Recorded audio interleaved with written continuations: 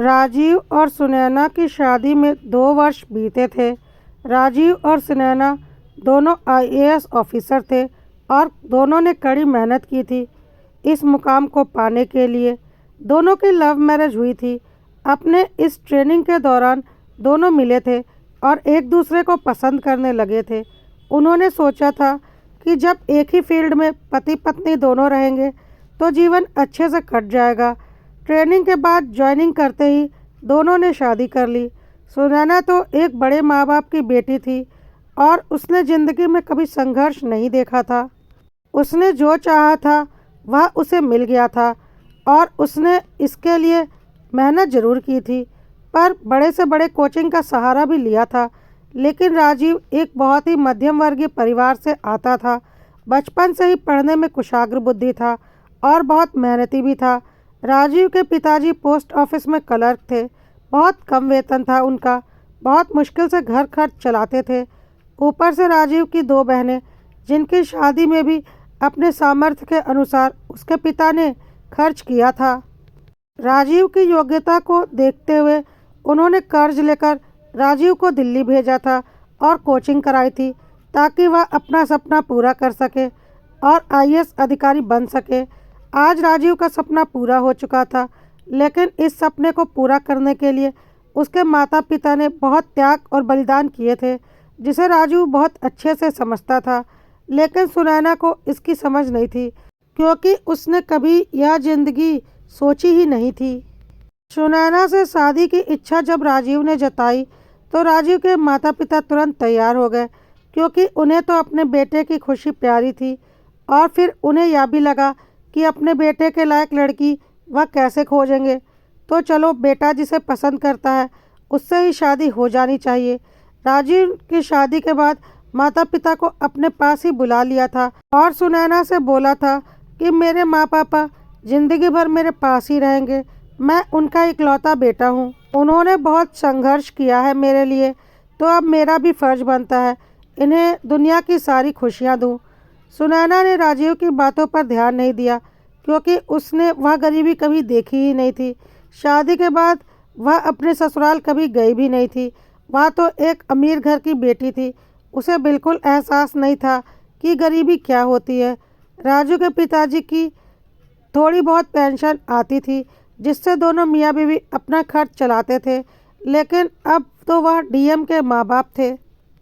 राजीव ने बहुत शानदार कमरा बनवाया था अपने माता पिता के लिए, लेकिन उनको उस कमरे में सुकून नहीं मिलता था, क्योंकि ज़िंदगी भर उन्होंने कभी ऐसा कमरा नहीं देखा था।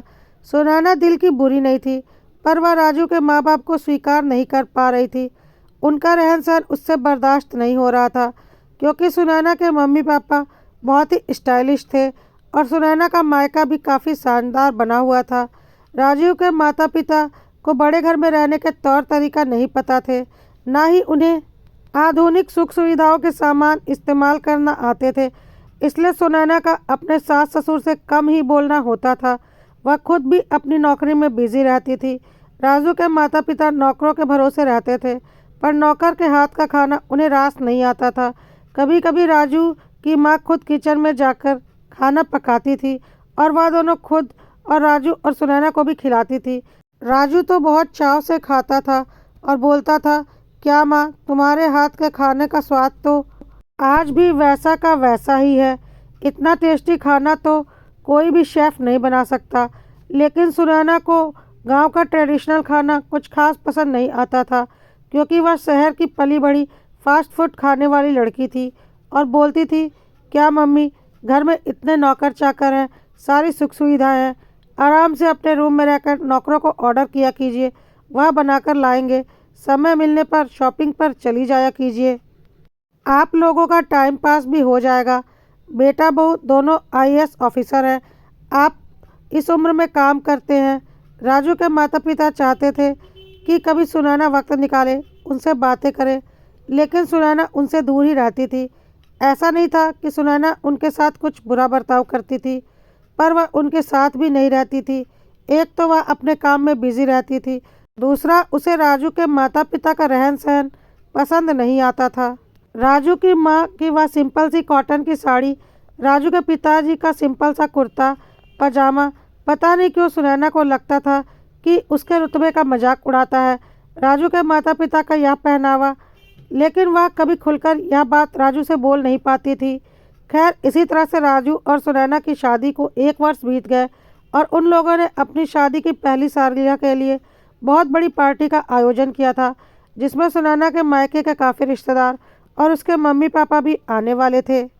और सुनैना क्योंकि बहुत बड़े घर से थी और उसके रिश्तेदार भी काफ़ी अमीर थे, सबको पता था कि राजू और सुनैना आईएएस ऑफिसर हैं, तो उस हिसाब से सुनैना ने पार्टी की सारी अरेंजमेंट की थी। बस सुनैना को एक ही डर था, राजू के मम्मी पापा का, क्योंकि उन्हें इस पार्टी के अनुकूल बना पाना आसान नहीं था। पहले तो सुनैना ने सोचा कि राजू के मम्मी पापा को पार्टी में बाहर आने ही नहीं देगी, क्योंकि उनका पहनावा और रहन सहन बाकी मेहमानों से काफ़ी अलग होगा। लेकिन फिर राजू के डर से सुनैना ने यह विचार त्याग दिया, क्योंकि राजू अपने मम्मी पापा के लिए जान छिड़कता था।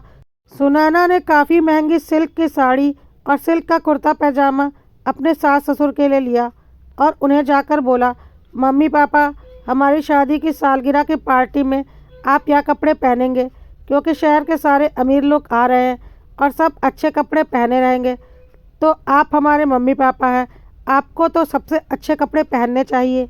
उसने उन्हें कपड़े दिखाए, लेकिन उसकी सास ने बोला, बेटा, मैं तो पूरी ज़िंदगी सूती साड़ी पहनी है और तेरे बाबूजी ने सूती कुर्ता पजामा, हम यह सिल्क नहीं पहन सकते, हमें इसमें आराम नहीं मिलेगा और ना ही यह सब हमें अच्छा लगेगा।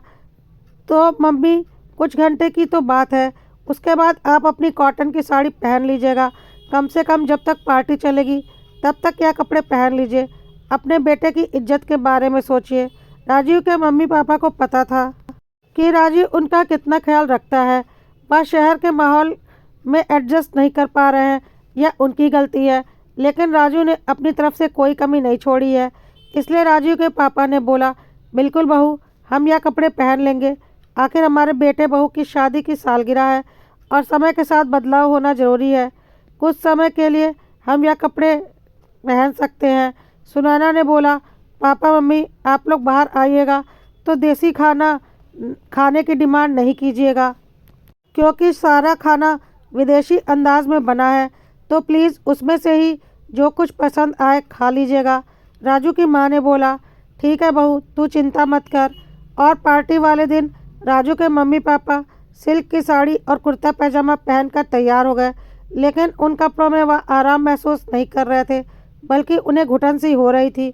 जिंदगी भर उन्होंने आरामदायक कॉटन पहना था और सिल्क उनके बॉडी को आराम नहीं दे पा रहा था, लेकिन वह अपने बेटे के लिए यह सब कुछ करने को तैयार थे।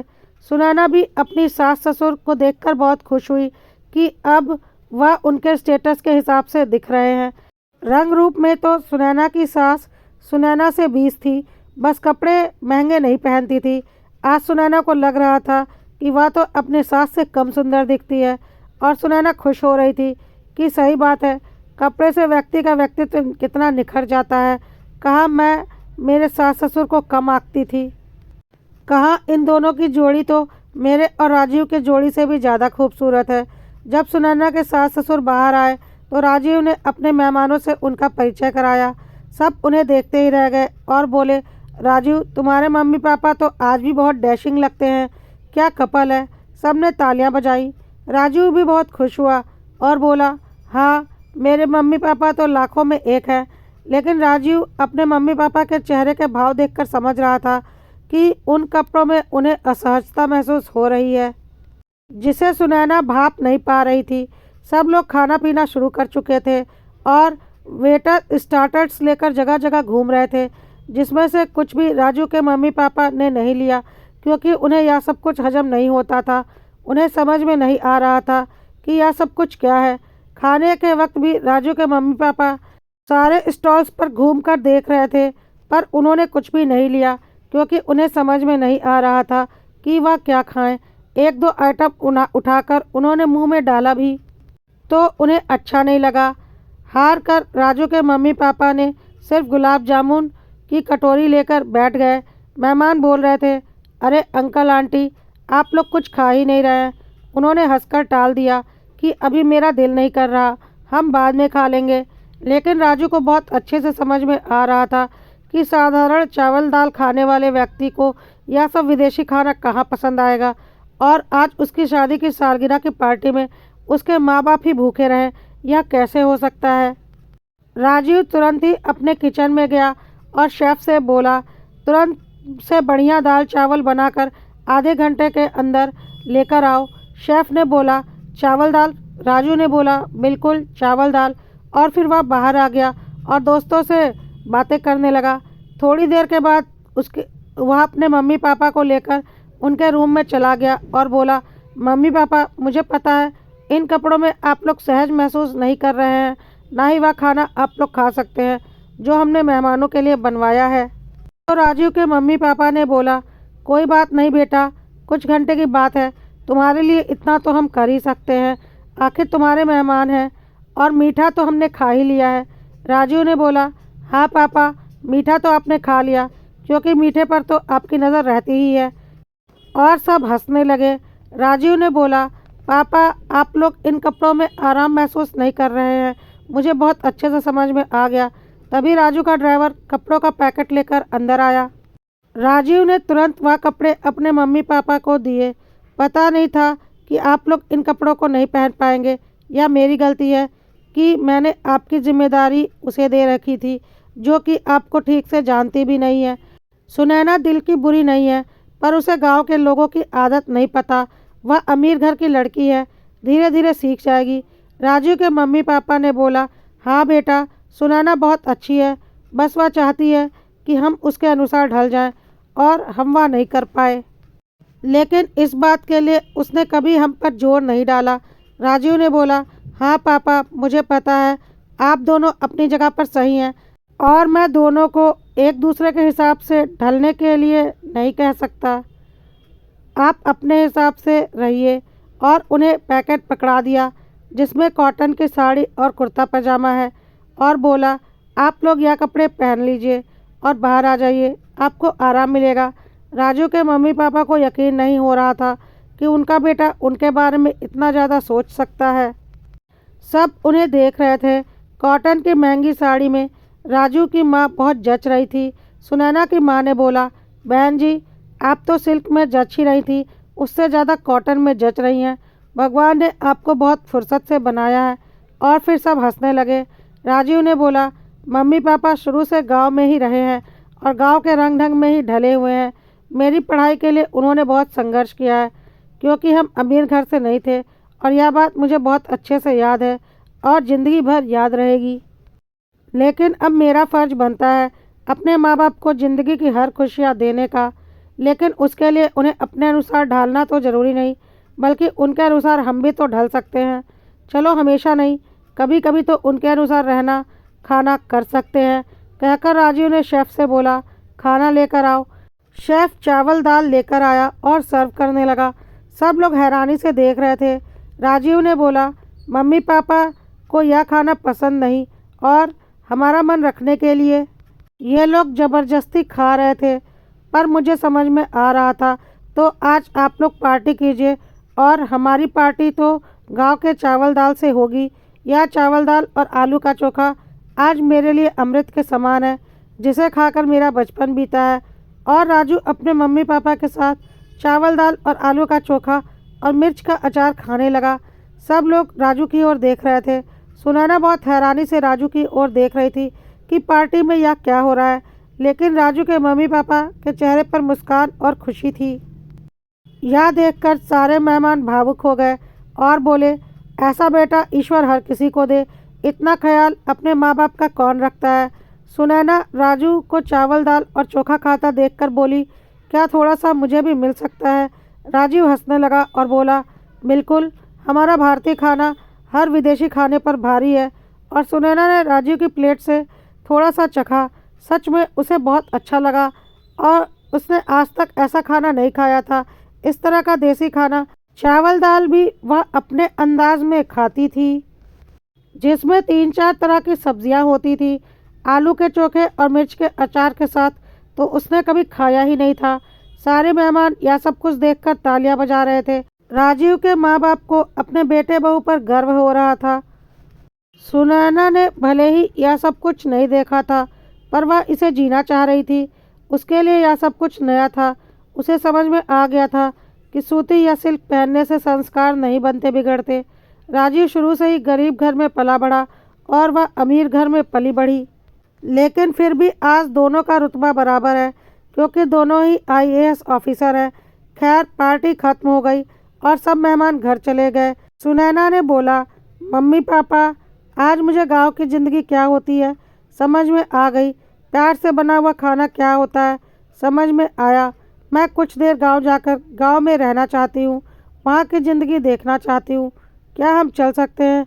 राजीव और उसके मम्मी पापा ने बोला, बिल्कुल, मैं तो चाहता हूँ कि ऐसा हो। चलो, हम दोनों 15 दिन की छुट्टी अप्लाई करते हैं और 15 दिन हम गांव में बिताएंगे। तुम भी तो देखो मेरा बचपन कैसा बीता था। और राजीव के मम्मी पापा राजीव और सुनैना को गांव लेकर चले गए। गांव का छोटा सा घर देखकर सुनैना को बड़ा अजीब लगा। ना ही एसी है, ना गीजर, बहुत ही सिंपल सा घर। मिक्सर भी नहीं है, लेकिन एक सुकून, एक शांति चारों ओर है वहाँ पर। सुनैना की सास खुद खाना बनाती थी। सुनैना भी थोड़ा बहुत मदद करती थी और उसे ज़्यादा कुछ तो आता नहीं था, लेकिन उस खाने में जो स्वाद आता था बहुत अच्छा लगता था। पूरे गांव में राजू का बचपन का स्कूल, यार दोस्त देखे और मिली।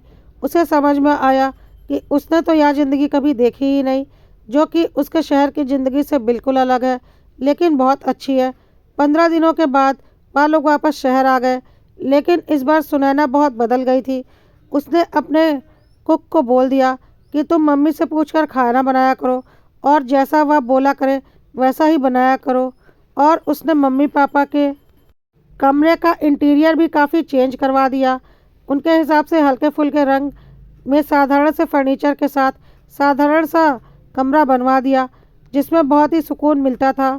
साथ ही सुनैना ने मम्मी के पसंद की कॉटन की साड़ी और कुर्ता पजामा अलमारी में रखवा दिए और बोली, आपको जैसा रहना है उसी तरह से रहिए और जो चाहिए बस बता दीजिएगा, क्योंकि मुझे आपकी पसंद के बारे में उतना नहीं पता, लेकिन यह पता चल चुका है कि आपकी पसंद बहुत अच्छी है।